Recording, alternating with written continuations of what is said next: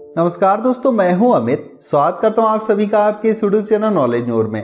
दोस्तों, मेरे एक व्यूअर ने जानना चाहा है कि जब कभी भी तेज आंधी या तूफान आते हैं या तेज बारिश होती है तो हमारे घरों में आने वाली बिजली काट दी जाती है, लेकिन ओएचई वायर में जो सप्लाई होती है तेज आंधी या तूफान आने पर भी नहीं काटी जाती है। तो ऐसा क्यों होता है? तो दोस्तों, आज के इस वीडियो में हम इसी के बारे में डिस्कस करेंगे और जानेंगे कि तेज आंधी या तूफान या बारिश होने पर भी ओएचई वायर की सप्लाई क्यों नहीं काटी जाती। दोस्तों, जैसा कि आप सभी को पता है, जितनी भी इलेक्ट्रिक ट्रेनें चलती हैं वह इलेक्ट्रिसिटी से चलती हैं और इसके लिए ट्रैक्स के किनारे ओएचई पोल लगाकर उसमें ओएचई वायर डाले जाते हैं और इस ओएचई वायर में 25,000 वोल्ट की एसी सप्लाई होती है जो कि सिंगल फेज की होती है और हमारे घरों में जो सप्लाई आती है वो 11,000 वोल्ट की होती है और इसमें ट्रांसफार्मर से स्टेप डाउन करके हमारे घरों तक 220 वोल्ट की सप्लाई लाई जाती है।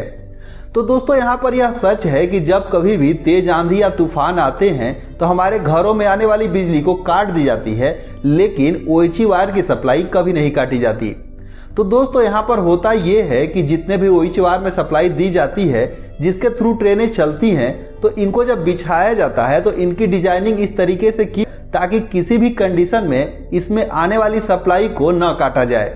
अगर ऐसा किया गया तो जो ट्रेनें चल रही हैं वो जहां है वहीं पर खड़ी हो जाएंगी।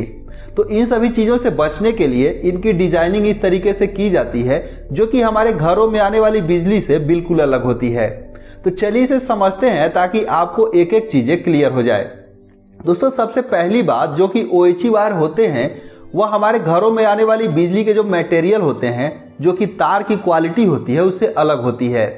ओएचई वायर की तार की क्वालिटी प्योर कॉपर का होता है और ये कॉपर वायर इतने मजबूत होते हैं कि इसमें कुछ भी टेंशन वगैरह या कुछ भी आंधी तूफान या ऐसी कोई भी चीजें आने पर यह जल्दी नहीं टूटते हैं। तो पहला रीजन तो यही है कि अगर आपके मन में इस तरीके के सवाल आ रहे होंगे कि आंधी तूफान आने में ये टूट सकते हैं, तो ऐसा नहीं है। यह प्योर कॉपर होता है और ये इतनी आसानी से नहीं टूटते हैं। दूसरी चीज कि ओएचई वायर को बीच बीच में ड्रॉपर की मदद से सपोर्ट दिया जाता है। यह सपोर्ट ओएचई वायर को स्ट्रेट रखने में या सीधे रखने में कारगर होता है और दूसरी चीज इसे एक सपोर्ट प्रदान करता है ताकि टूटने के बाद भी या फिर इतनी आसानी से यह न टूटे और अगर टूटे तो इतनी जल्दी न गिरे। तो ये दूसरी चीजें होती है जो कि ओएचई वायर को मजबूती प्रदान करते हैं, जहां पर तेज आंधी या तूफान आने पर इन्हें टूटने का खतरा नहीं होता है। तीसरी चीज क्या होती है कि ओएचई वायर में सिंगल फेज की सप्लाई होती है।